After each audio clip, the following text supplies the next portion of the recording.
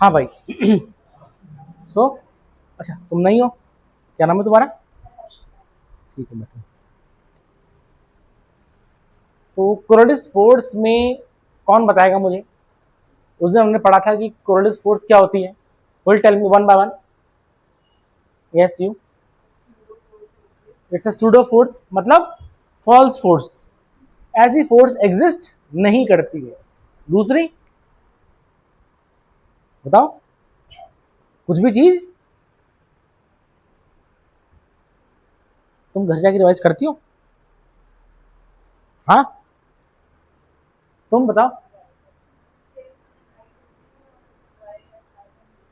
है Coriolis force की बात कर रहा हूं मैं। गलत। रोटेटिंग बॉडी पे वर्क करता है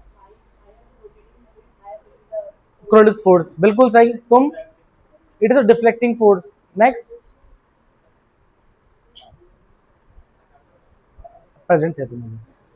हाँ भाई, हाँ जिसको नहीं आता है वो एब्सेंट ही होगा, ठीक है ना। सुने, तो हमने देखा था कोरोलिस फोर्स। देखो, पहली बात, इट्स अ सूडो फोर्स, मतलब फॉल्स फोर्स।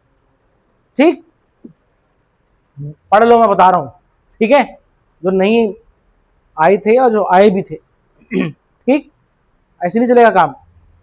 Pseudo force. दूसरी बात, it is a deflecting force. It is a, sorry, deflecting force. Deflecting force. तीसरी बात ये थी, क्या थी, कि जो रोटेशन, अगर हम रोटेशनल स्पीड बढ़ा दें किसी बॉडी की, रोटेशनल स्पीड बढ़ा दें तो कोरोलिस फोर्स भी बढ़ जाएगी। ठीक है, अगर हम ऑब्जेक्ट की लीनियर वेलोसिटी, वेलोसिटी कैसी, लीनियर वेलोसिटी अगर हम बढ़ा दें तो कोरोलिस फोर्स भी बढ़ जाएगी। समझ में आ गया? नेक्स्ट, कोरोलिस फोर्स वेलोसिटी में कोई प्रभाव नहीं डालेगी। समझ में आ गया? क्योंकि वो सिर्फ एक डिफ्लेक्टिंग फोर्स है। ठीक, ये चीज। फिर हमने क्या देखा था? फिर हमने ये देखा था कि ये it is proportional to sine of the latitude. ठीक है, इसका मतलब जो है, at the equator, at the equator हम देखते हैं कि लैटिट्यूड कितना होता है, 0 डिग्री। तो ऑब्वियसली बात है, sine phi that is equals to sine 0 degree is 0। So at the equator तो Coriolis force does not exist, और जो डिफ्लेक्शन नहीं हो पाएगा वहां पर। ठीक है, at the poles, at the poles, poles पे कितना एंगल है, 90 डिग्री है। तो ऑब्वियसली बात है, साइन 90 इज इक्वल टू 1। तो इसका मतलब ये क्या है, मैक्सिमम डिफ्लेक्शन कहां पर हो पाएगा, मैक्सिमम डिफ्लेक्शन हो पाएगा पोल्स पर। समझ में आ गया? और बिल्कुल डिफ्लेक्शन नहीं होगा इक्वेटर पर। समझ में आ गया? ठीक है, इसमें एक चीज और, ऑब्वियसली बात है, रोटेशन बोल दिया तो उसका मतलब ये रोटेटिंग ऑब्जेक्ट पे लगेगी, रोटेटिंग ऑब्जेक्ट पे लगती है ये फोर्स। ठीक है, तो अगर धरती घूम रही है तो ऑब्वियसली बात है उसमें फोर्स लगेगा, और धरती नहीं घूम रही है तो फोर्स नहीं लगेगा, सूडो फोर्स है। ठीक है, फॉल्स फोर्स। ठीक है, ये हमने देखा था। अब इसके आगे हम बढ़े हम। ठीक है, नेक्स्ट, नेक्स्ट हम देखेंगे फेरेल्स लॉ। फेरेल्स लॉ, फेरेल का नियम। ठीक है, तो लिखेंगे नेक्स्ट टॉपिक, फेरेल्स लॉ, फेरेल का नियम।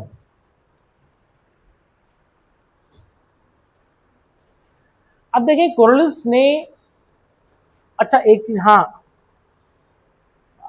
उस साइंटिस्ट का नाम जो था, उसका नाम था कोरियोलिस, नाम है, ठीक है, गुस्ताव उसका नाम था गुस्ताव गुस्पेराव डी कोरियोलिस, ठीक है, उसका नाम है, जो साइंटिस्ट ने दिया था, तो उसने ये खोजा था, गुस्ताव गुस्पेराव डी कोरियोलिस, ठीक है।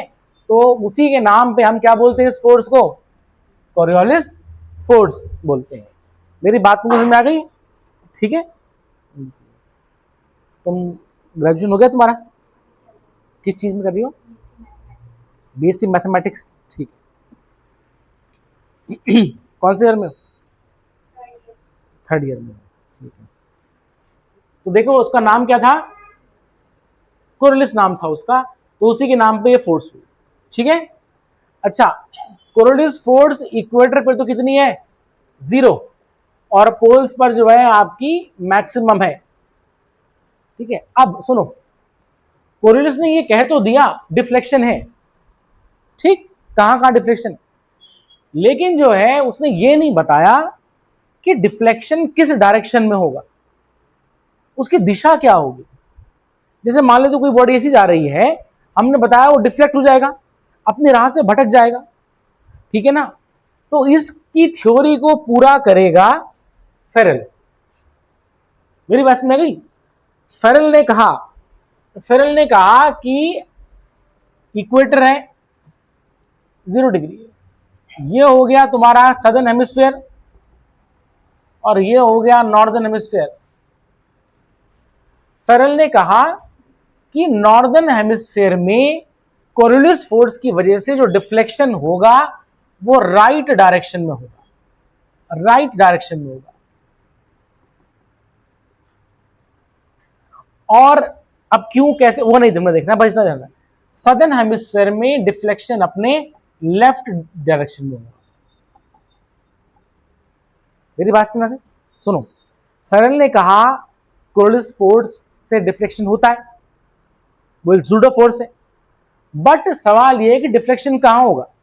उसने कहा अगर हम नॉर्दर्न हेमिस्फीयर में हैं तो डिफ्लेक्शन राइट डायरेक्शन में होगा, और सदर्न हेमिस्फीयर में है तो डिफ्लेक्शन लेफ्ट डायरेक्शन में होगा। समझ आ रहा है, ठीक है, लेफ्ट डायरेक्शन में होगा। अच्छा, इक्वेटर किस में आएगा, ना तो नॉर्थ में ना साउथ में, इसका मतलब डिफ्लेक्शन नहीं होगा। इज इट क्लियर, ठीक है। लिखे इस पे, Farrell's law states that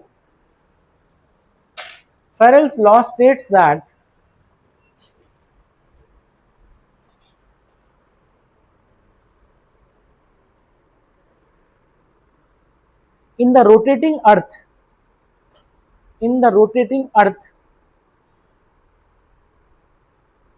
the body will be deflected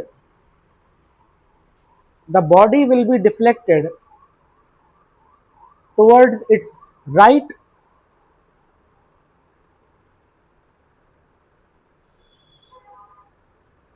in the northern hemisphere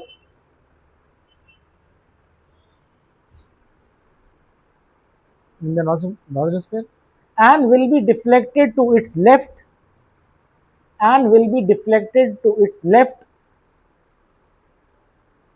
if it is in the southern hemisphere.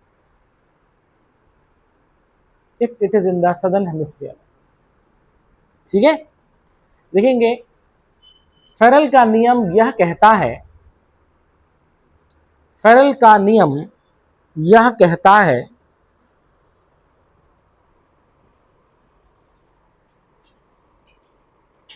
कि घूमती हुई पृथ्वी पर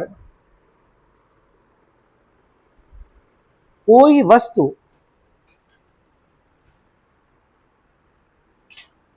देखेंगे उत्तरी गोलार्ध में अपने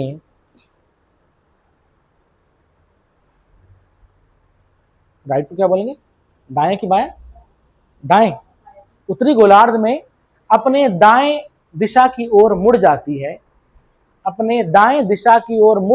है, वहीं वह वस्तु दक्षिणी गोलार्ध में अपने किस दिशा की ओर मुड़ जाती है? बाएं दिशा की ओर मुड़ जाती है। समझ में आ गया? सुन लो भाई, नॉर्दर्न हेमिस्फीयर में राइट, सदर्न हेमिस्फीयर में लेफ्ट। पक्का? ठीक है, ये चीज है, आप सुन लेंगे। जैसे मान लेते हैं हम नॉर्दर्न हेमिस्फीयर में हैं, ठीक है, हम नॉर्दर्न हेमिस्फीयर में हैं, सपोज, वैसे हैं ही हम नॉर्दर्न हेमिस्फीयर में। अब मान लेते हैं कि कोई बॉडी ऐसे जा रही है, ठीक। अब मुझे बताओ कि नॉर्दर्न हेमिस्फीयर में कहां डिफ्लेक्ट होगी? अपने राइट की तरफ। इसका राइट किधर हो गया? देखो, मैं ऐसे है तो मैं ऐसे हूं, ठीक है, मैं राइट हैंड से लिखता हूं, इसका मतलब इधर, इसका मतलब बॉडी जो है यहां ना जाकर के यहां डिफ्लेक्ट हो जाएगी। समझ में आ गया? अगर ऐसे जा रहा हूं तो इसका राइट किधर हो गया? ऐसे कर लो तुम, इधर हो जाएगा, डिफ्लेक्शन ऐसे हो जाएगा। समझ में आ गया? ठीक, कहीं भी तुम उसको हमने क्या करना है? अच्छा, इसका राइट किधर होगा? इधर होगा। समझ में आ गया? ठीक है, तो ऐसे में डिफ्लेक्ट हो जाएगी। और अगर ऐसा है तो हो जाएगी, सिंपल।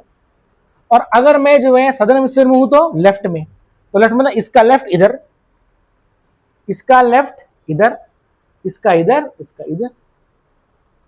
बस तुमने एग्जाम में देख लेना भाई कैसे डिफ्लेक्शन होगा, देख लेना ये लेफ्ट राइट करके, कॉपी घुमा के देख लेना इस तरह से कैसे होगा। समझ में आ गया?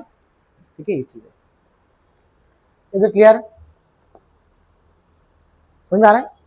तो पहले हमने देखा कोरोलिस फोर्स, कोरोलिस बल, ठीक है। कोरोलिस फोर्स का डिफ्लेक्शन कहां पर होगा, किस दिशा में होगा, ये कोरोलिस ने नहीं बताया, ये फेरल ने बताया। Is clear? तो Coriolis force and Ferrel's law. Is it clear? समझ में आ गया? ठीक। अब हम यहां पर देखेंगे, नेक्स्ट टॉपिक ही हमारा मूव क्यों करते हैं, मतलब अगर सुनो, जैसे मान लेते सपोज करो ये अर्थ है, ठीक है, अर्थ, अर्थ घूम रही है, ध्यान देना, अगर अर्थ घूमती नहीं, अगर अर्थ नहीं घूम रही होती तो कोई डिफ्लेक्शन नहीं होता। समझ में आ गया? ठीक है, लेकिन अर्थ घूम रही है तो हम देखेंगे डिफ्लेक्शन हो रहा है। और अगर मान लेते हैं चलो अर्थ घूम रही है, चलो ठीक है घूम रही है, लेकिन हम स्टिल है, ठीक, वेलोसिटी जीरो है। मेरी बात तुमको समझ में आ गई? ठीक है, तो हम देखेंगे इसमें क्या होगा, क्या कुछ फर्क पड़ेगा?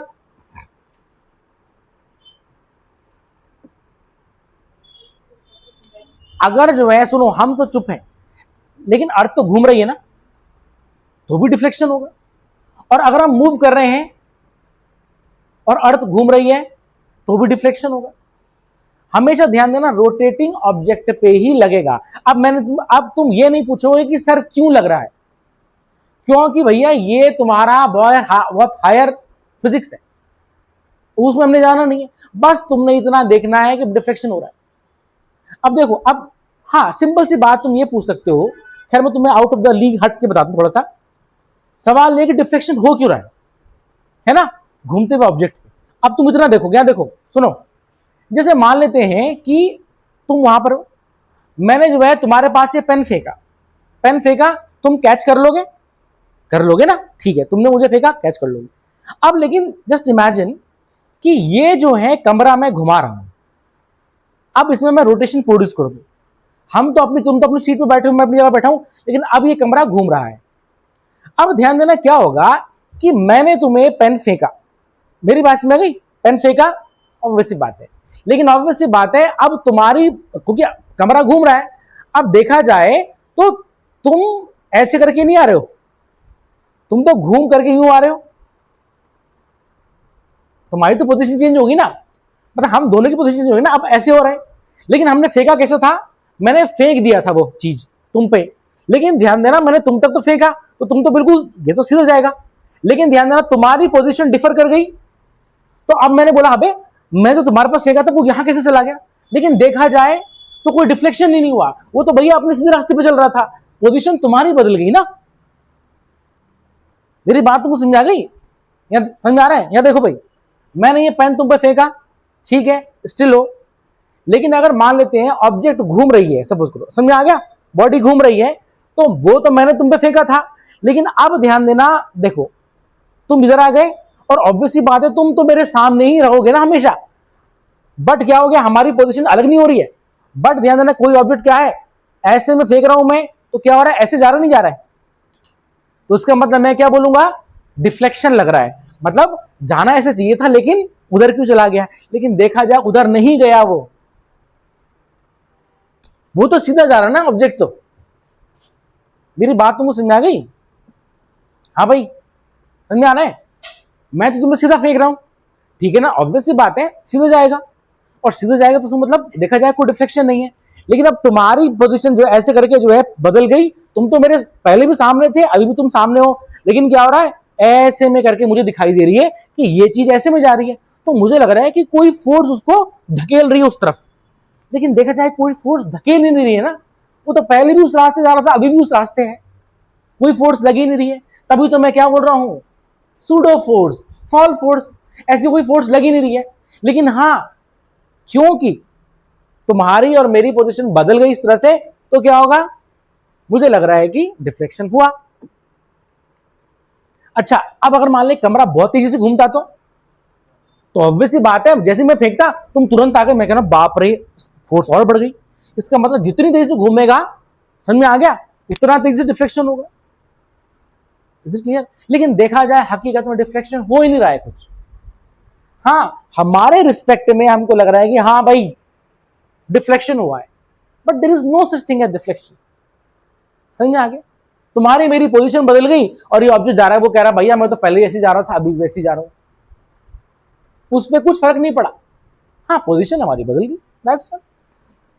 और इसी चीज के लिए मैंने ये कह दिया क्या, कि कोरोलिस फोर्स, मेरी बात समझ गई? और यही होता है हमारा सेंट्रीफ्यूगल फोर्स के साथ भी, वो भी एक सूडो फोर्स है। मेरी बात तुमको समझ में आ गई है? ये चीज है, समझ में आ रहा है? ठीक है, ये चीज। तो कोरोलिस ने, गुस्ताव गुस्पराव डी कोरोलिस ने ये बताया कि भाई ऐसे करके होता है। Is it clear? पर डिफ्लेक्शन है, हमारे हिसाब से तो है ना, डिफ्लेक्शन है। क्यों? झूला घूम रहा है, बट अगर झूले को हम एकदम रोक दें तो कोई डिफ्लेक्शन नहीं, तब तो बिल्कुल सीधा जाएगा ऑब्जेक्ट। तो समझ में आ रहा है? Is it clear? पक्का? ठीक है। हाँ,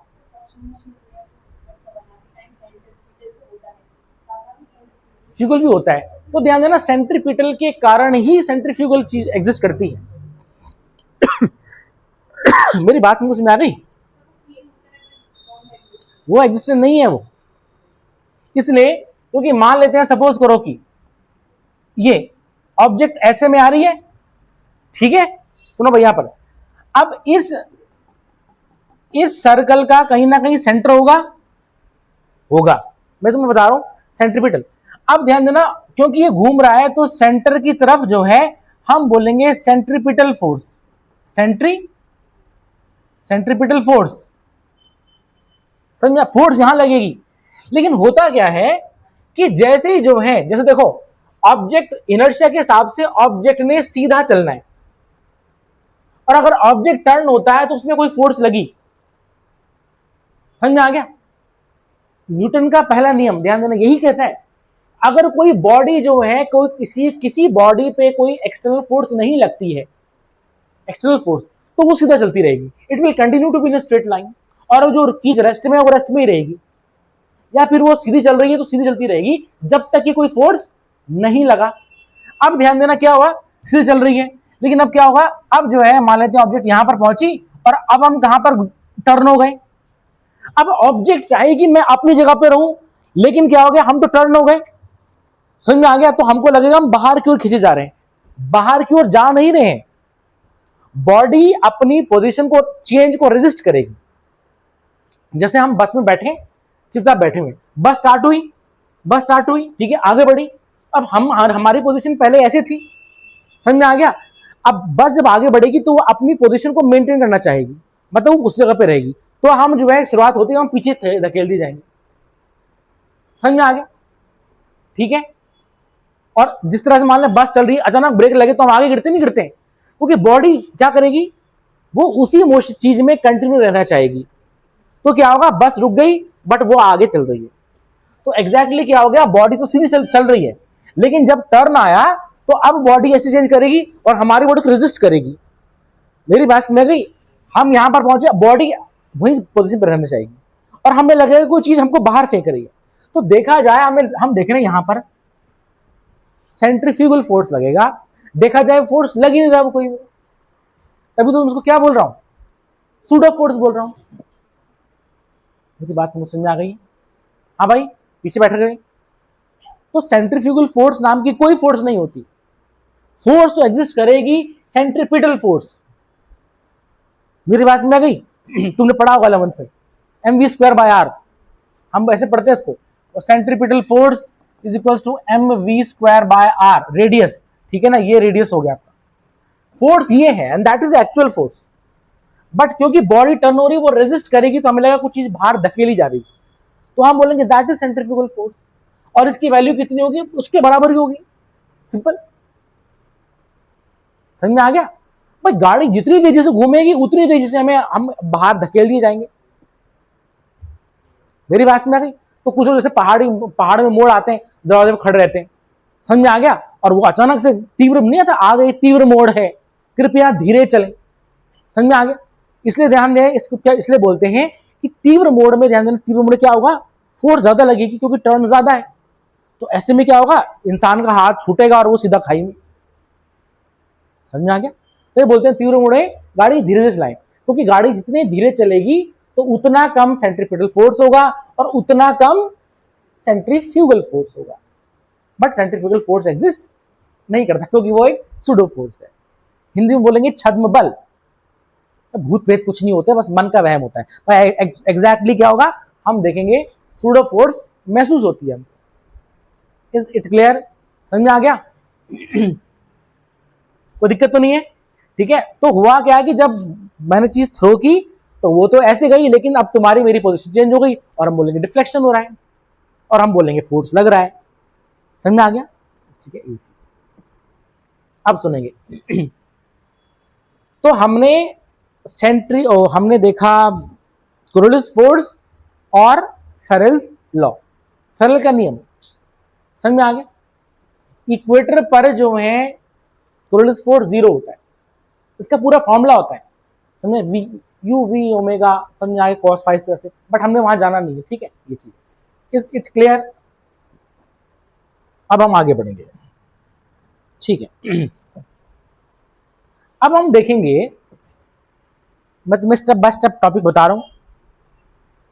अब हम देखेंगे जियोस्ट्रोपिक विंड। समझ में आ गया? जियोस्ट्रोपिक विंड। अच्छा सुनो, मैंने तुम्हें विंड बता दी थी। विंड क्या होती है, विंड कैसे एग्जिस्ट करती है, due to the pressure difference P1 P2। समझ में आ गया? P1 का प्रेशर ज्यादा है P2 से, तो हवा जो है कहां से कहां, हाई प्रेशर से लो प्रेशर की ओर चलेगी, ये बताया था। ठीक है, इसका मतलब जो है अगर डिफरेंस है तो विंड चलेगी, मतलब हवा मूव करेगी, अगर डिफरेंस नहीं है तो हवा स्टिल रहेगी। तो उसका मतलब हमने देखा कि डिफरेंस इन प्रेशर था डेल पी है, दैट इज तुम्हारा जो है कितना होगा, P1 माइनस P2 है, तो विंड एग्जिस्ट करेगी, हवा चलेगी। लेकिन अगर जो है del P is equal to 0, change in pressure difference 0 है, तो हवा नहीं चलेगी, रुकी रहेगी। प्लस हमने ये भी चीज देखी थी, प्रेशर ग्रेडियंट। प्रेशर ग्रेडियंट, तो प्रेशर ग्रेडियंट हमने क्या देखा था, डेल पी बाय एक्स, मतलब दो प्रेशर डिफरेंस के बीच में कितना डिफरेंस है। समझ में आ गया? अगर जो है x बहुत ज्यादा हुआ, डिस्टेंस बढ़ा, तो हम देखेंगे प्रेशर ग्रेडियंट कम हो जाएगा। समझ में आ गया? ये हमने देखा था। समझ में आ गया? तो हवा का तेज चलना, धीरे चलना, वो प्रेशर ग्रेडियंट पे डिपेंड करेगा। मेरी बात समझ आ गई? और हमेशा ध्यान देना, हमने क्या देखा था, फिर हमने देखा था आइसोबार, क्या देखा था, आइसोबार्स, आइसोबार्स। तो जैसे कि मान लेते हैं इक्वल, ये लाइन वो है जहां पर इन सारे पॉइंट्स पर इक्वल इक्वल प्रेशर एक्सर्ट है। समझ में आ गया? जैसे मान लेते हैं ये 1 हो गया, ये 2 हो गया, ये 3 हो गया, ये 4 हो गया, ठीक है, ये पॉइंट्स। तो मान लेते हैं ये प्रेशर है, तो हाई से लो प्रेशर, तो हाई से लो प्रेशर, और ये तुम्हारा क्या है, आइसोबार्स है। तो हाई से लो प्रेशर की ओर हवाएं चलेंगी और ऑब्वियस सी बात है 90 डिग्री इनके बीच में होगा। ये हमने देख लिया था, इज इट क्लियर? ये क्लियर। और डेल एक्स, एक्स क्या है, दो आइसोबार्स के बीच का डिस्टेंस, समझ आ गया? ये। और प्रेशर ग्रेडियंट क्या है, इन दोनों के बीच में कितना डिफरेंस है, डिवाइडेड बाय द डिस्टेंस, उसको हम क्या बोल रहे थे, प्रेशर ग्रेडियंट बोल रहे थे। कुछ समझ आ रहा है? ये हम देख चुके थे ये, ठीक है। अब तुम एक चीज देखो, आइसोबार में जो विंड चल रही है हाई टू लो प्रेशर, और हमेशा ध्यान देना परपेंडिकुलर हवा चल रही है। समझ में आ गया? ठीक, यही हो रहा था हमारा, ऐसे करके हवा चल रही थी। अब हम देखेंगे जियोस्ट्रोपिक, जियोस्ट्रोपिक विंड। नेक्स्ट टॉपिक है, लिखेंगे जियोस्ट्रोपिक विंड। थोड़ा इसमें थोड़ा देख लेना, ठीक है।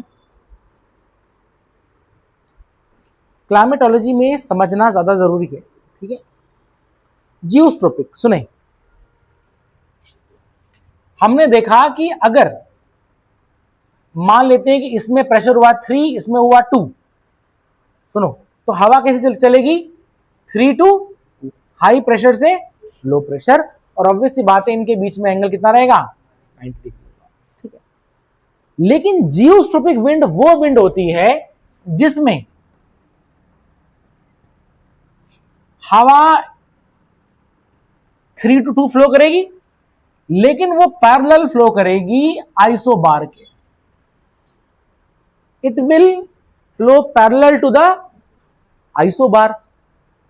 अब तुम बोलोगे सर एक चीज बताओ, जब आप बोल रहे हो pressure gradient is equal to del P by X, तो भैया ठीक है एक्स तो है, लेकिन यहां पर आइसोबार में पैरेलल फ्लो करेगी, इसका मतलब यहां तो सब बराबर प्रेशर है, और जब प्रेशर बराबर है तो प्रेशर डिफरेंस कितना हो गया, 0।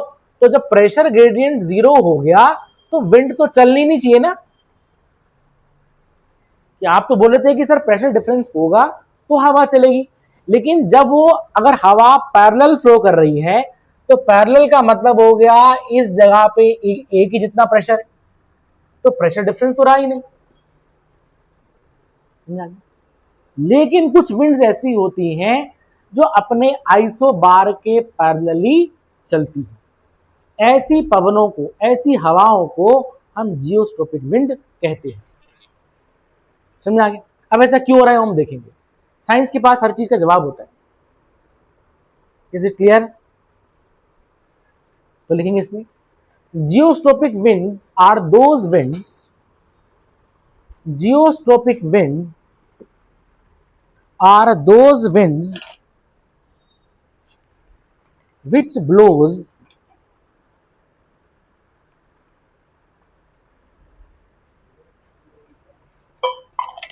parallel to the isobars, which blows parallel to the isobars।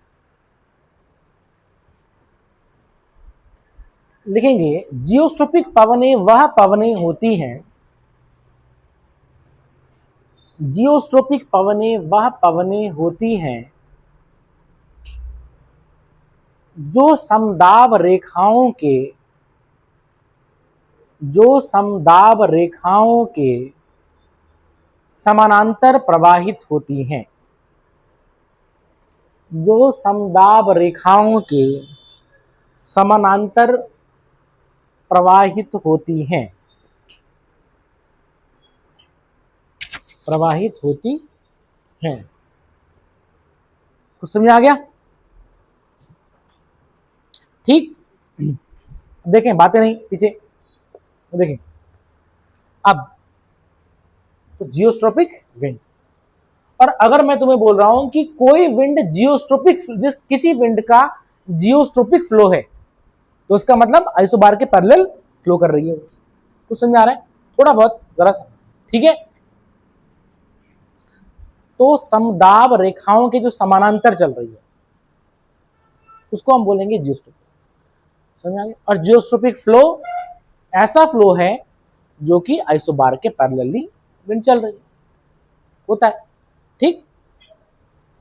तो लिखिए एग्जाम्पल ऑफ जियोस्ट्रोपिक विंड। देखिए cyclonic winds,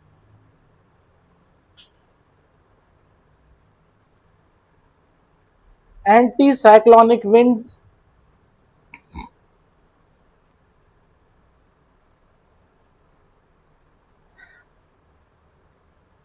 and jet streams, and jet streams।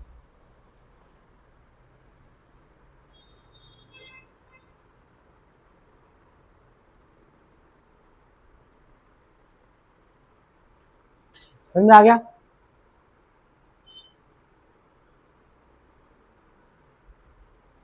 Is it clear?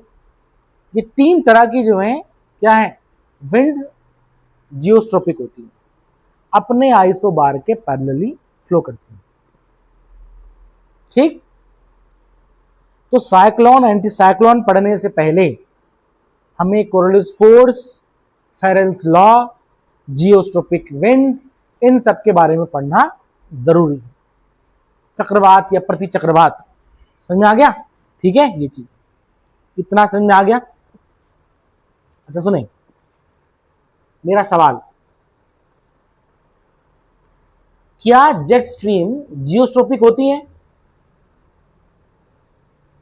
क्या जेट स्ट्रीम जियोस्ट्रोपिक होती है? क्या सभी जेट स्ट्रीम जियोस्ट्रोपिक होती हैं?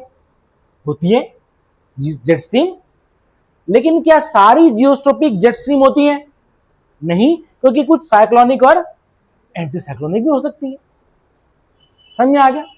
All the jet streams are geostrophic, but all the geostropic winds are not necessarily jet streams. It can be either cyclonic or anticyclonic in nature. Is it clear? Note. चलो तो अपने शब्दों में note कर देना इसको, ठीक है? समझ आ रहा है? ठीक है। अब हम देखेंगे सबसे पहले साइक्लोनिक विंड्स, ठीक है। अच्छा उससे पहले सुनो, एक चीज जान लो, देखेंगे एक चीज जान लेना। जैसे मान लेते हैं कि कोई ऑब्जेक्ट है वो ऐसे घूम रहा है, समझ आ गया? जैसे तुम पहाड़ों में जा रहे हो, बस में से जा रहे हो, तो हम मानेंगे कि ये जो है कि ये हो गया एक सर्कल, ओके, ठीक है। और तुम्हारी बस यहां पर है और तुम कैसे जा रहे हो? ऐसे जा रहे हो, ठीक है। तो ध्यान देना, इस सर्कल का कहीं ना कहीं सेंटर होगा, ये सेंटर है, होगा, ठीक है, होगा। अच्छा, अब जब तुम ऐसे टर्न लोगे तो एक फोर्स लगेगी टुवर्ड्स द सेंटर, जिसको हम बोल रहे थे सेंट्रीपिटल फोर्स। हिंदी में क्या बोलते हैं उसको? अभी केंद्रीय बल बोलते ना, अभी केंद्रीय बल बोलते हैं, हाँ, ठीक है। तो एक तो फोर्स लगेगी, सेंट्रीपिटल फोर्स लगेगी, पक्का? सुनो, दूसरा हम देखेंगे, ऑब्वियसली बात है, एक तुम्हारा सूडो फोर्स लगेगी, कौन सा? Centrifugal force. बट वो क्या है? वो तो सूडो फोर्स है, छत में बल। Is it clear? ना क्या तुम परेशान क्यों दिखाई दे रहे हो? ठीक है, सो तो देखो यहां पर, अगर किसी ऑब्जेक्ट ने ऐसे में टर्न लिया तो सेंट्रीपिटल फोर्स लगेगा सेंटर में, उसके ठीक ऑपोजिट में लगेगा सेंट्रीफ्यूगल फोर्स। मेरी बात में समझ में आ गई? ये होगा, ठीक है, ये चीज। अच्छा, और एक फोर्स तुम्हारा लगेगा pressure gradient force. Pressure gradient force, अभी बताया था प्रेशर ग्रेडियंट। प्रेशर ग्रेडियंट का मतलब ये होता है, प्रेशर ग्रेडियंट का मतलब ये होता है is equals to difference in pressure, difference in pressure upon the distance between the isobars, distance between the two isobars. होगा कि नहीं होगा? और हमने इसको कैसे देखा था? तो pressure gradient is equals to del P by X. Okay, इसका मतलब अगर प्रेशर ग्रेडियंट है तो हवा चलेगी, हवा चलेगी, और जब हवा चलेगी तो उसमें फोर्स लगेगा, तो ऐसे फोर्स को हम क्या बोलेंगे? Pressure gradient force. तो सुने, जब हवा चल रही है, पहली बात उसमें प्रेशर ग्रेडियंट फोर्स लग रहा है, दूसरा उसमें सेंट्रीपिटल फोर्स लग रहा है, उसमें फिर सेंट्रीफ्यूगल फोर्स भी लगेगा, और हम देखेंगे क्योंकि हवा चल रही है तो उसमें जो है फ्रिक्शनल फोर्स भी लगेगा, घर्षण बल भी लगेगा। जब हवा चलेगी तो उसमें कुछ फ्रिक्शन तो होगा मूव करने में। मेरी बात को समझ आ गई? Is it clear? ध्यान देना, बड़ा इंपॉर्टेंट है। अगर कोई हवा है, सपोज हवा चल रही है और वो घूमती है इस तरह से, तो जब वो घूमेगी सेंट्रीपिटल, सेंट्रीफ्यूगल, प्रेशर ग्रेडियंट, क्योंकि हवा चलेगी तो प्रेशर ग्रेडियंट की वजह से चलेगी, प्रेशर ग्रेडियंट, फ्रिक्शनल फोर्स सब लगेगा। समझ में आ गया? अब होता क्या है कि इन सब का, जैसे हम देखते हैं, सपोज जैसे तुमने देखा था फिजिक्स में, कभी तुमने देखा होगा, तुम लोग विद्वान हो फिजिक्स के, कि जैसे कि अगर मान लेते हैं कि एक फोर्स ऐसे में लग रहा है, ठीक है, समझ में आ गया? ठीक है, इस तरह से, तो दूसरा फोर्स कैसे लग रहा है? ऐसे में लग रहा है, मान लेते हैं F1, F2, तो तुम बोलते हो इनका यहां पर रिजल्टेंट फोर्स लगता है कि लगता है? ऐसे लगता है, तो this is your resultant force. होगा कि नहीं होगा? तुम तो मैथ्स की स्टूडेंट हो, ठीक है ना? होगा। तो ध्यान देना, हम देखते हैं कि इन सब का रिजल्टेंट वेक्टर कितना आया और वो कहां पर गई। मेरी बात में समझ में आ गई? मतलब एक ऑब्जेक्ट को तुमने क्या किया, सपोज एक ऑब्जेक्ट को तुमने जो है, सपोज ऐसे में, जैसे मैं इसको रख रहा हूं, ठीक है, जैसे मान लीजिए ये चीज है, ठीक है, तो मैंने इसको ऐसे धकेला तो ये वाला फोर्स हो गया, है ना? इसमें ऐसे धकेला तो ऐसे में हो गया, इसको मैंने ऐसे धकेला तो ये वाला हो गया। समझ में आ गया? मेरी बात समझ में? अब अगर दोनों तरफ से जो है, दोनों तरफ से यहां से होगा, तो हम देखेंगे क्या हो जाएगा, ये इस तरह से ऐसे करके ये ऐसे में मूव करेगा तुम्हारा, तो हम बोलेंगे ये रिजल्टेंट आया इसका। पक्का? ठीक है, तो हम देखते हैं कि डायरेक्शन क्या है उस हिसाब से। तो किसी चीज में जो फोर्स लगेगा अलग अलग डायरेक्शन में लग रहा है, समझ में आ गया? एक यहां वहां इधर उधर तमाम, उसका जो रिजल्टेंट आएगा वहीं पर ऑब्जेक्ट मूव करेगा नहीं करेगा? मूव करेगा। Is it clear? इसमें किसी को कोई शक? तो तुमने देखना है कि कहां पर मूव करेगा। ठीक, अब सुने, अब सबसे पहले देखेंगे हम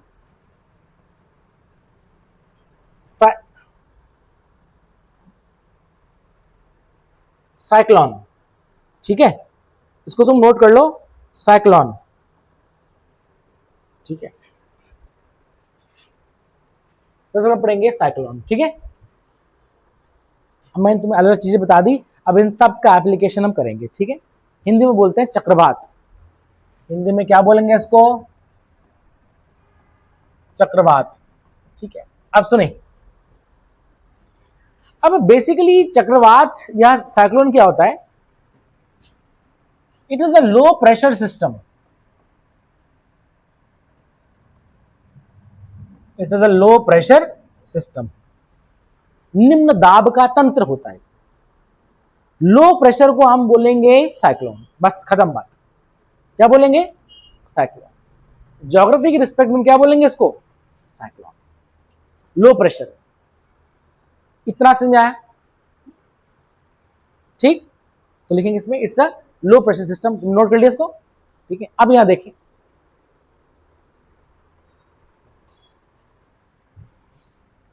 अब मान लेते हैं, now this is the surface of the earth, ये धरती की सतह है, गौर देखना। फॉर एग्जाम्पल यहां पर बहुत सूरज की गर्मी पड़ रही है, सब उसको समझ आ गया, बहुत गर्मी पड़ रही। अब गर्मी पड़ेगी तो इसके ऊपर की हवा ऊपर उठेगी। गर्मी सुनो, जब ज्यादा गर्मी पड़ेगी, सन की रेस पड़ रही हैं, तो ये लैंड ज्यादा हीटअप हो जाएगी, गर्म होगी। इसके ऊपर की हवा वो भी गर्म होगी, और गर्म हवा क्या होगी, फैलेगी। जब गर्म हवा फैलेगी तो वो हल्की हो जाएगी, हल्की होगी, समझ में आ गया, तो वो ऊपर उठेगी, समझ में आ गया। तो हम देखेंगे ऐसे करते करते करते वो ऊपर उठेगी। तो जब यहां की हवा गर्मी के कारण, फॉर एग्जाम्पल हवा ऊपर उठ रही है, हवा ऊपर उठ रही है, तो हम देखेंगे इसकी सरफेस पर हवा का दबाव कम होगा कि ज्यादा होगा। जब हवा ऊपर उठ रही है तो हवा का दबाव, प्रेशर कम हो जाएगा। तो हम देखेंगे यहां पर लो प्रेशर होगा, लो प्रेशर होगा। और मान लेते हैं कि ये हमारा जो है ट्रोपोस्फेयर है, ठीक है, ट्रोपोस्फेयर की लास्ट लेयर है, ट्रोपोपॉज है, क्या है, ट्रोपोपॉज। अब हवा ऊपर गई, ऊपर गई गई, ऐसे तो है नहीं कि बिल्कुल फाड़ के दूसरे ग्रह पर चली जाएगी। वो क्या होगा, वो हवा ऊपर गई गई गई और यहां पर आकर के वो इकट्ठा होने लगी। लेकिन ध्यान देना, जब वो हवा ऊपर गई तो इट इज एडियाबैटिकली कूल। ऊपर जब वो जाएगी तो ऊपर जाकर के वो ठंडी हो जाएगी, एडियाबैटिक कूलिंग हो जाएगी उसकी। अब हम देख रहे हैं यहां पर हवा ऊपर जा रही है तो इधर जो है हाई प्रेशर क्रिएट हो जाएगा। समझ में आ गया। देखो मैं तुम्हें फिर बताऊंगा, ये मत सोचना कि हवा लो से हाई प्रेशर जा रही है, समझ में आ गया।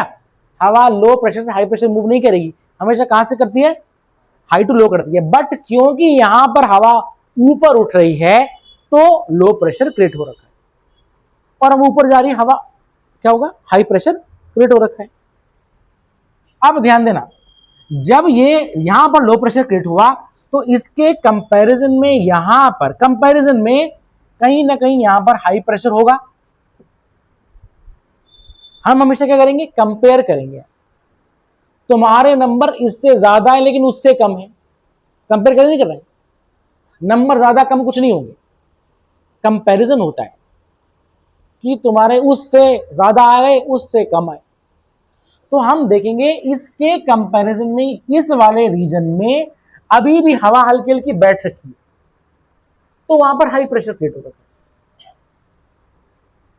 समझ में आ रहा है, क्या दिक्कत, बोलो। हाँ सच बता देना, ठीक है, झूठ नहीं बोलना है। क्योंकि हवा ऊपर गई तो यहां high pressure, low pressure create हो गया, और ऊपर हवा का दबाव बढ़ गया। इसके कंपैरिजन में यहां पर हाई प्रेशर अगर है तो ध्यान देना, हाई से लो प्रेशर हवाएं चलेंगी तो हवाएं हाई प्रेशर से लो प्रेशर की ओर चल देंगी, और जब यहां आएंगी तो ऊपर उठेंगी। Is it clear. तो मतलब ध्यान देना, लो प्रेशर क्रिएट हो रखा है तो हवाएं उसको भरने के लिए, नेचर कहता है कि अगर लो प्रेशर, उसको भरने के लिए कुछ ना कुछ चीज आएगी, तो हवा जो है यहां से ऐसे में आएगी। मेरी बात में उसमें आ गई, हाई से लो प्रेशर को मूव करेगी और ऐसे में करके फिर ऊपर वो हवा ऊपर उठेगी। मेरी बात में समझ में आ रही है, हवा ऊपर क्यों उठ रही है, लो प्रेशर है। इज इट क्लियर, समझ में आ गया, इसको बना लो, ठीक है, फिर आगे बताते हैं।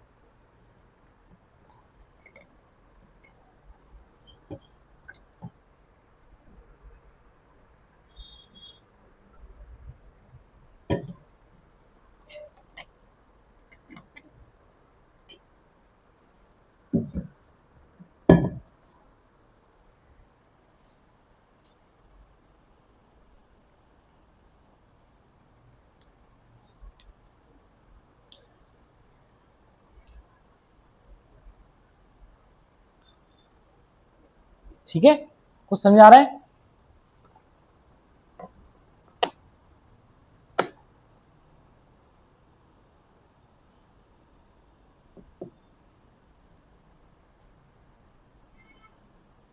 तो ये तो हम देख रहे थे, साइड से देख रहे थे, ठीक है, कैसे देख रहे थे? एकदम साइड से देख रहे थे।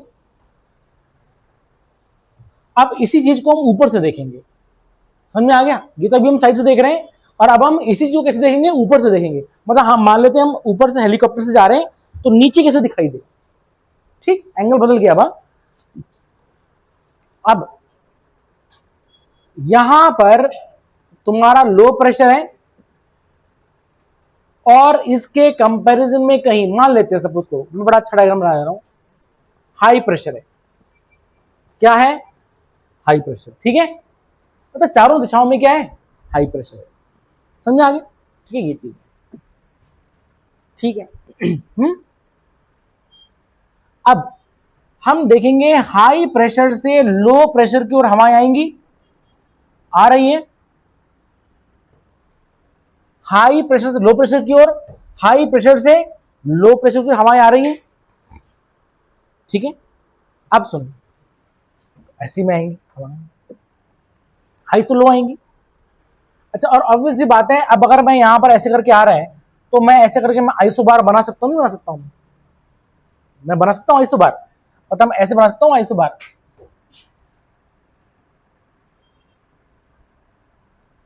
समझ में आ गया? हाई से लो, है ना, इन सारी जगहों पे एक जैसा प्रेशर, यहां पर एक जैसा प्रेशर, यहां पे, तो हाई प्रेशर से लो प्रेशर की ओर, ठीक। आ रही कि नहीं आ रही हवाएं? आ रही है। Is it clear? अब देखें, अब यहां पर जो है हम देखेंगे कोरियोलिस फोर्स। यहां तो हम भूल गए, अब क्योंकि धरती तो घूम रही है, तो क्या होगा? कोरियोलिस फोर्स क्या करेगा? इन हवाओं में डिफ्लेक्शन क्रिएट करेगा।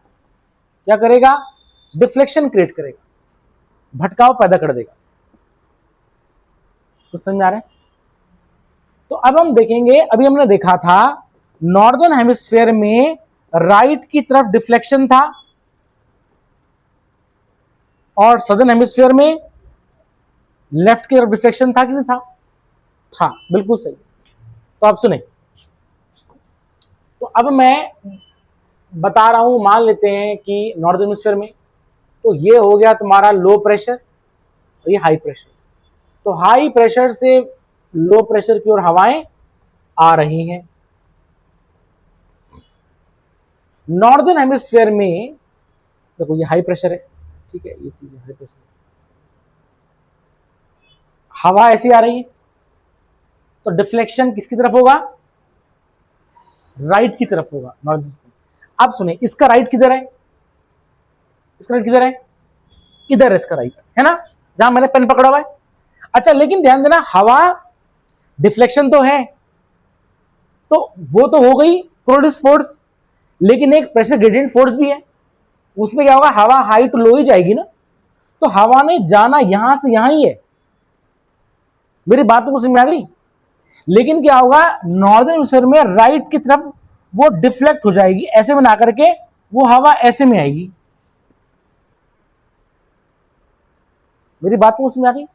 हवा ने जाना यहां से यहां था, तुमने जो है इंस्टीट्यूट से अपने घर ही जाना था, समझ में आ गया?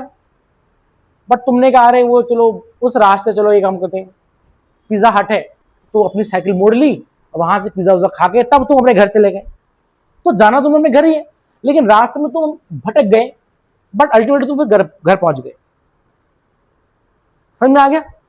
सिमिलरली इसका जो है राइट किधर होगा? इस तरफ होगा, तो हवा ऐसे में आएगी, और इसका राइट किस तरफ है? इधर का होगा, तो हवा ऐसे में आएगी, इसका इस तरह से आएगी हवाएं। तुमको मेरी बात समझ आ गई? क्योंकि अर्थ क्या है? अर्थ घूम रही है, अर्थ तो घूम रही है, तो इसका मतलब यह है कि हवाएं सीधे ना आकर के ऐसे में आ रही हैं हवाएं, तो हवाएं ऐसे ना आकर के यू में आ रही हैं, घूम रही हैं, और ऐसे करते करते करते ऊपर उठ रही हैं। ऊपर क्यों उठ रही हैं? क्योंकि ऑब्वियसली बात है, हाई प्रेशर से लो प्रेशर की ओर, और हवाएं यहां से ऐसे में उठ रही हैं। तुमको मेरी बात समझ आ गई है? ठीक, समझ आ रहा है? इसका मतलब हवा टर्न हो रही है। कैसी हो रही है? टर्न हो रही है। लेकिन अब सुने, ठीक है, लेकिन जैसे ही हवा टर्न हुई, हल्की सी टर्न हुई, तो जैसी टर्न हुई उसमें सेंट्रीपिटल फोर्स लग गया। मेरी बात में कुछ समझ आ गई?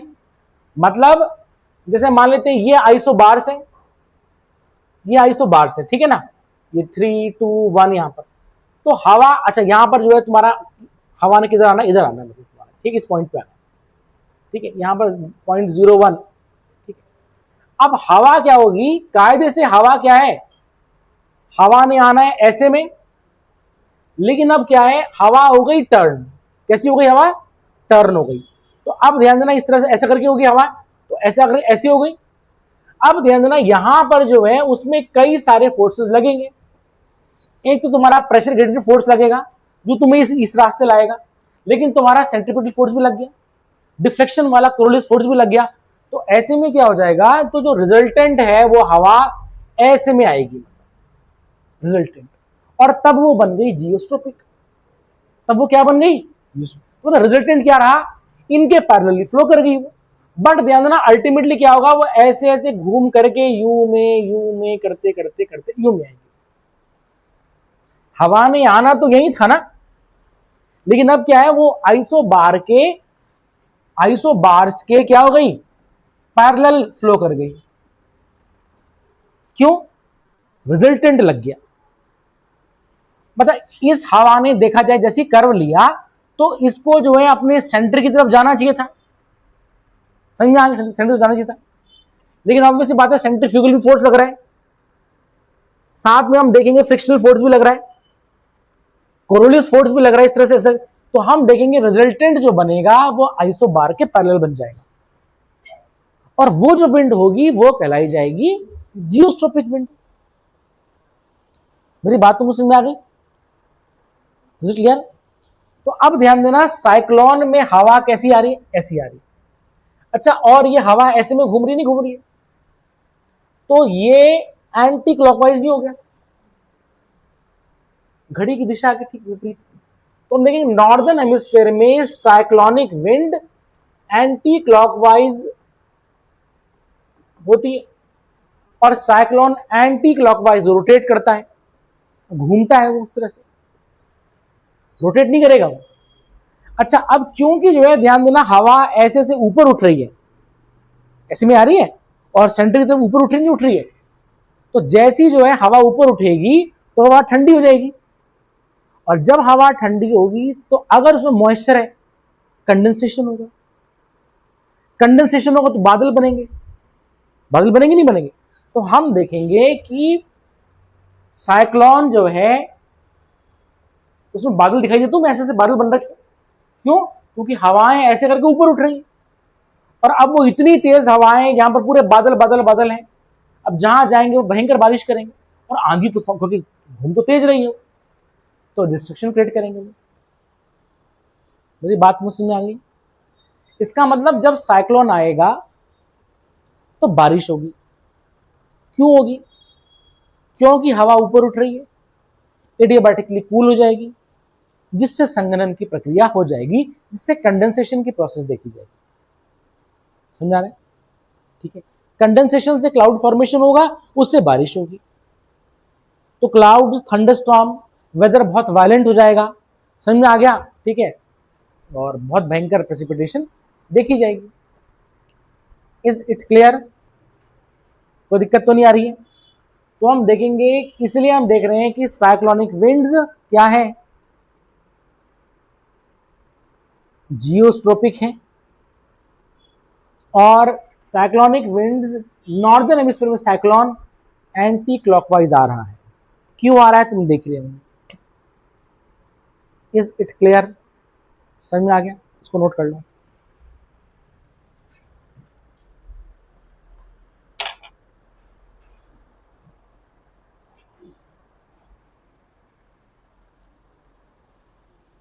तो क्यों बन गई वो जियोस्ट्रोपिक? इसलिए बन गई, कुछ रिजल्टेंट लग रहा है,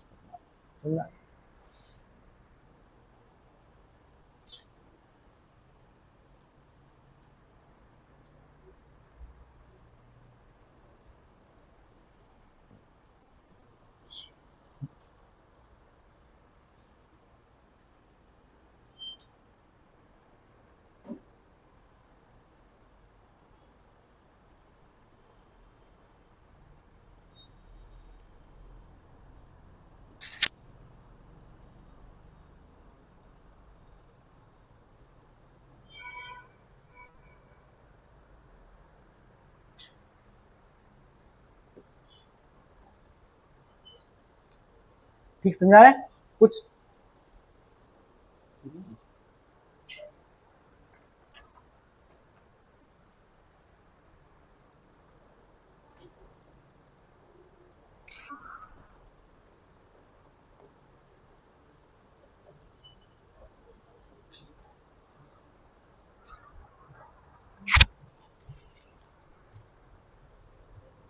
अच्छा सुनो, नोट कर लिया? अब जैसे मान लेते हैं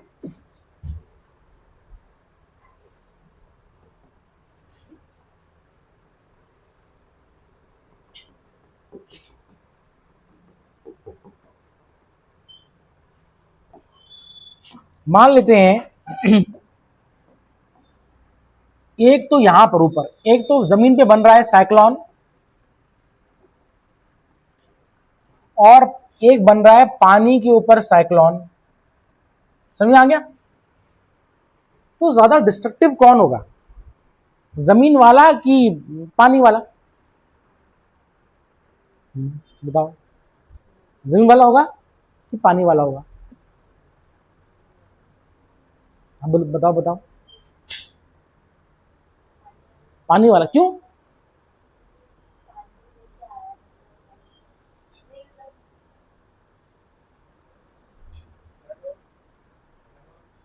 लैंड वाला क्यों? लैंड वाला क्यों होगा?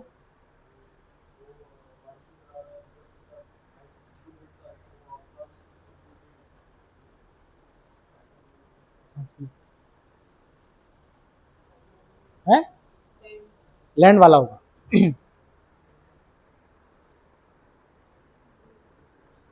हाँ भाई। अच्छा सुनो, बादल जब बन रहे हैं, बादल किससे बन रहे हैं? वाटर वेपर से बन रहे हैं, वही उनका कंडेंसेशन हो रहा है।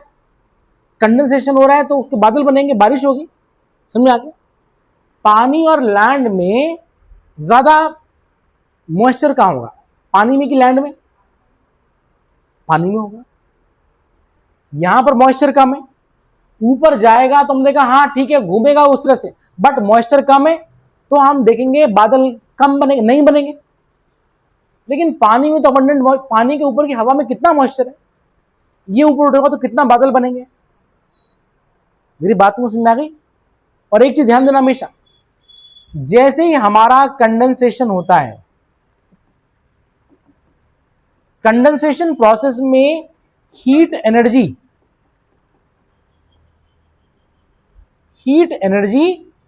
रिलीज होती है। क्या होती है? बाहर की ओर छूटती है। जब मुझे किसी चीज को गर्म करना है तो मुझे हीट देनी पड़ेगी। पानी को गर्म करना है, मैंने गैस ऑन की, तो ध्यान देना क्या होगा कि ऐसे में ये पानी है तो मुझे हीट देनी पड़ रही है, तो पानी गर्म हो रहा है। और पानी की जब भाप बन रही है, जिसको मैं बोल रहा हूं इवेपोरेशन, क्या बोल रहा हूं? वाष्पीकरण। तो इवेपोरेशन के लिए मुझे हीट देनी पड़ती है ना। इसका मतलब इवेपोरेशन प्रोसेस में सिस्टम में मुझे हीट देनी है, एंडोथर्मिक है कि नहीं है? इसका मतलब during evaporation heat is given to the system, heat is given to the system, and therefore the process is endothermic, endothermic। लेकिन उस मॉइस्चर ने उड़ने के लिए, इवेपोरेशन के लिए जितनी हीट ली थी, जैसी वो वापस कंडेंस होगा, बादल बनेंगे तो जितनी हीट ली थी उसको देना पड़ेगा। तुमने बैंक से जितना लोन लिया था भैया वापस करना पड़ेगा।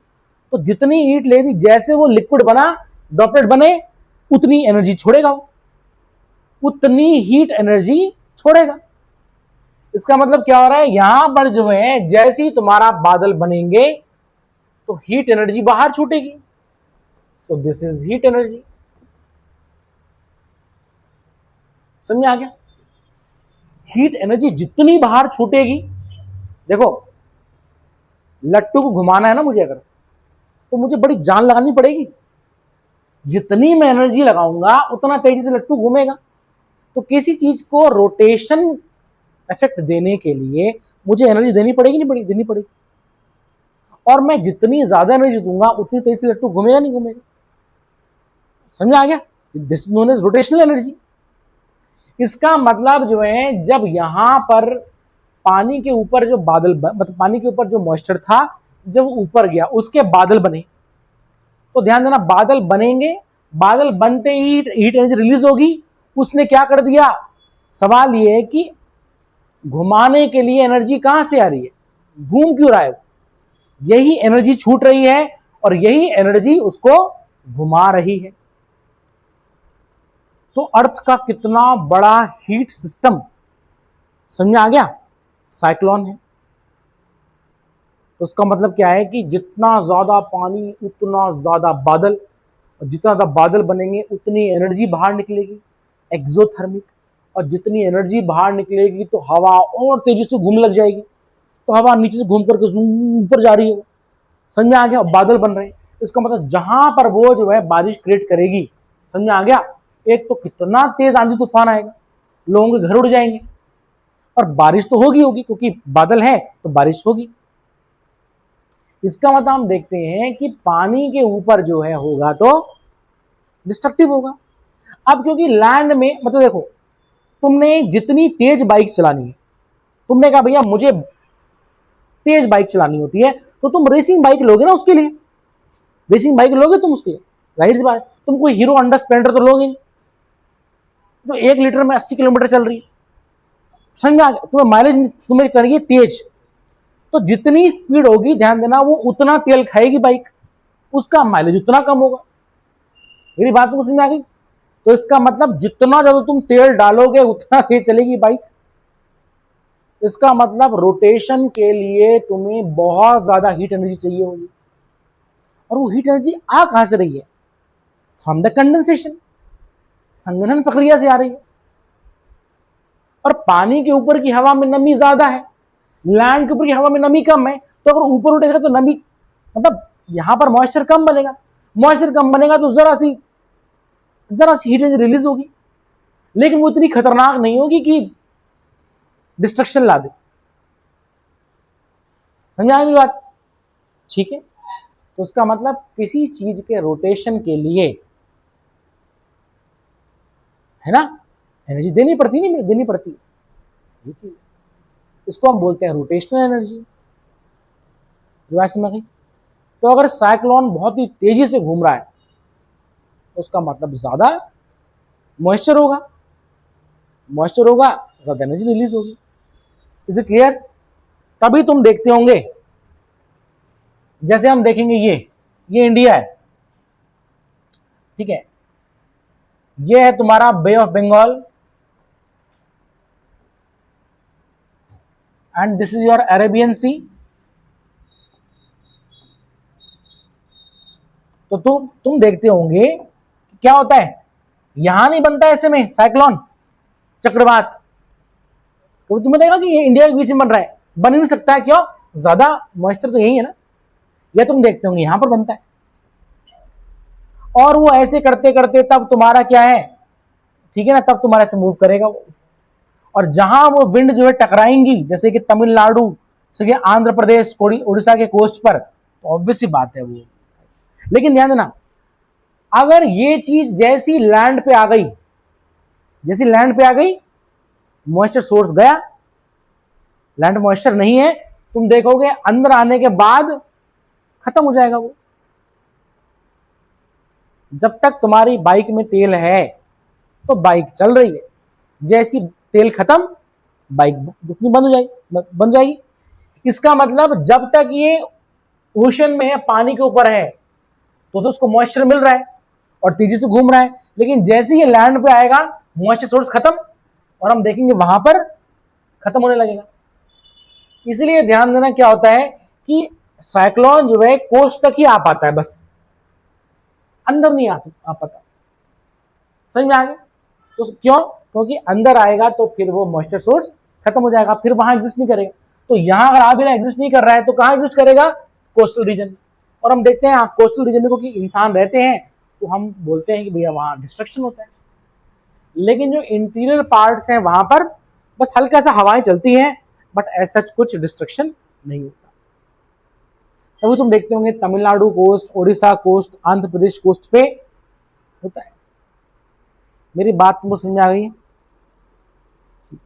तो साइक्लोनिक विंड जो है बेसिकली पहली बात क्या है, ये जियोस्ट्रोपिक विंड, ठीक है। और साइक्लोन में मौसम खराब रहता है, ठीक है। और नॉर्दर्न हेमिस्फीयर में एंटी क्लॉकवाइज, और अगर हम देखेंगे सदर्न हेमिस्फीयर की बात करेंगे तो भैया सदर्न हेमिस्फीयर में ध्यान देना हवाएं आ रही हैं तो साइक्लोन आ रहा है, लेकिन सदर्न हेमिस्फीयर में कहां की तरफ डिफ्लेक्शन है? लेफ्ट की तरफ। तो इसका लेफ्ट किधर होगा? इस तरफ होगा। तो हवा ऐसे ना करके ऐसे में आएंगी, ऐसे ना करके ऐसे में आएंगी, यू में आएंगी। मेरी बात तुमको समझ में आ गई? ठीक है। तो इसका मतलब हम देखेंगे यहां पर जो विंड्स हैं वो इस तरह से आ रही हैं, तो इस तरह से विंड्स आ रही हैं, तो मुझे बताओ ये कैसा हो गया? क्लॉकवाइज हो गया। तो सदर्न हेमिस्फीयर में एंटी क्लॉक, तो सदर्न हेमिस्फीयर में जो साइक्लोन है वो कैसा आएगा? एंटी क्लॉकवाइज, क्लॉकवाइज, बिल्कुल सही, क्लॉकवाइज। और नॉर्दर्न हेमिस्फीयर में एंटी क्लॉकवाइज। और इक्वेटर पे, क्योंकि कोरोलिस फोर्स इक्वेटर पे 0 है, डिफ्लेक्शन तो है ही नहीं, तो इसलिए ध्यान देना इक्वेटर पे कभी भी साइक्लोन नहीं आते हैं। Is it clear? क्योंकि वहां कोरोलिस फोर्स 0 है। तो लिखेंगे इसमें, तो नॉर्दर्न हेमिस्फीयर में साइक्लोन कैसे घूमेगा? Anti clockwise. अच्छा, बे ऑफ बंगाल में जो साइक्लोन आएगा वो कैसा आएगा? क्लॉकवाइज के एंटी क्लॉकवाइज, क्योंकि बे ऑफ बंगाल कहां है? नॉर्दर्न हेमिस्फीयर में, तो इसका मतलब anti clockwise. Simple. Is it clear?